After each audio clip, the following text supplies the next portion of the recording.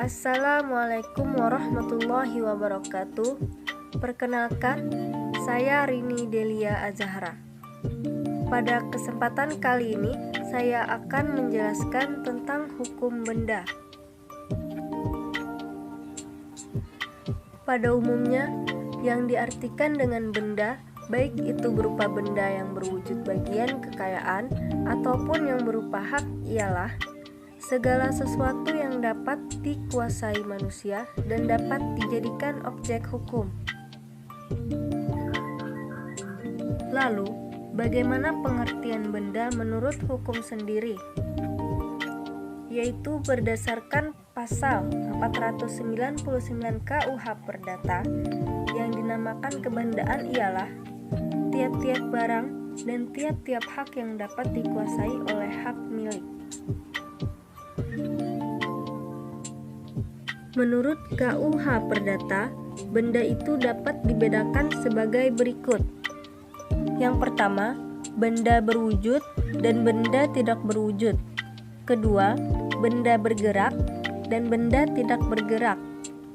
Yang ketiga, benda yang dapat dipakai habis dan benda yang tidak dapat dipakai habis. Keempat, benda yang sudah ada dan benda yang akan masih ada. Kelima, benda dalam perdagangan dan benda di luar perdagangan. Serta keenam, benda yang dapat dibagi dan benda yang tidak dapat dibagi.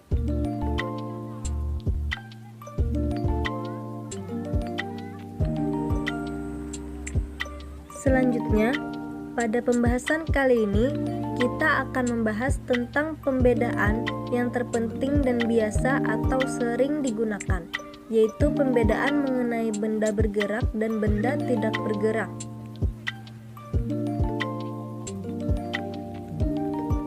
Selanjutnya, kita akan membahas tentang pembedaan pada benda bergerak. Benda bergerak dapat dibagi menjadi dua, yaitu benda bergerak karena sifatnya, di mana terdapat pada pasal 510 KUH Per. Benda bergerak karena sifatnya, benda yang dapat berpindah atau dapat dipindahkan, tidak tergabung dengan tanah. Contohnya, hewan ternak, meja, kursi, perabot, dan kendaraan.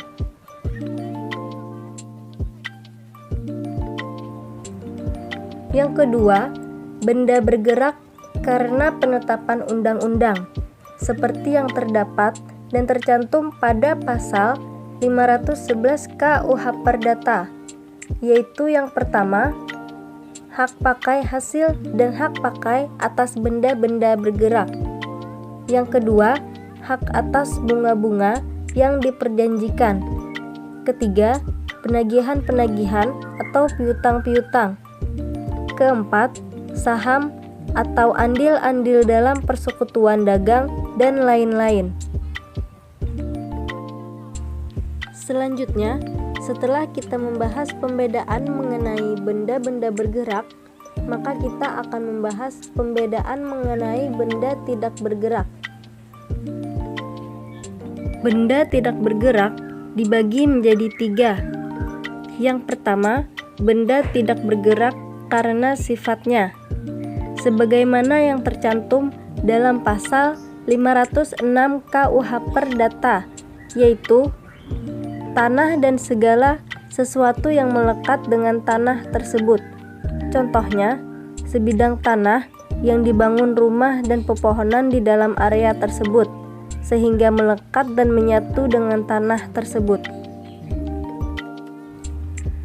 Yang kedua, benda tidak bergerak karena tujuan pemakaiannya, sebagaimana yang tercantum pada pasal 507 KUH Perdata, yaitu segala sesuatu yang tidak secara permanen melekat dengan tanah atau bangunan tersebut untuk waktu yang agak lama.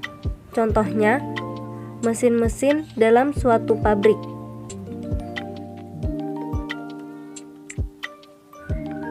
Yang ketiga, karena ditentukan undang-undang, sebagaimana yang tercantum pada pasal 508 KUH Perdata, yaitu segala hak atau penagihan yang mengenai suatu benda yang tidak bergerak. Contohnya, seperti hak pakai hasil atas benda tidak bergerak, hak pengabdian tanah, dan hak tumpang karang serta hak sebagainya. Apa gunanya pembedaan benda bergerak dan benda tidak bergerak yang kita bahas tadi? Manfaat pembedaan benda bergerak dan benda tidak bergerak akan terlihat dalam hal cara penyerahan benda tersebut dan beberapa hal lainnya. Menurut Frieda Husni Hasbullah mengatakan pentingnya pembedaan tersebut berkaitan dengan 4 hal, yaitu penguasaan, penyerahan, daluarsa, dan pembebanan. Keempat hal yang dimaksud tersebut mari kita bahas selanjutnya.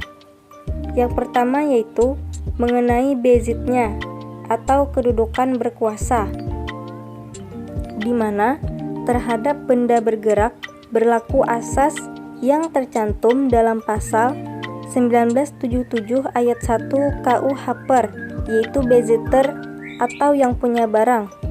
Namun terhadap benda tidak bergerak tidak berlaku demikian, di mana seseorang menguasai benda dianggap sebagai pemilik benda tersebut, sedangkan pada benda tidak bergerak tidak berlaku asas beziter.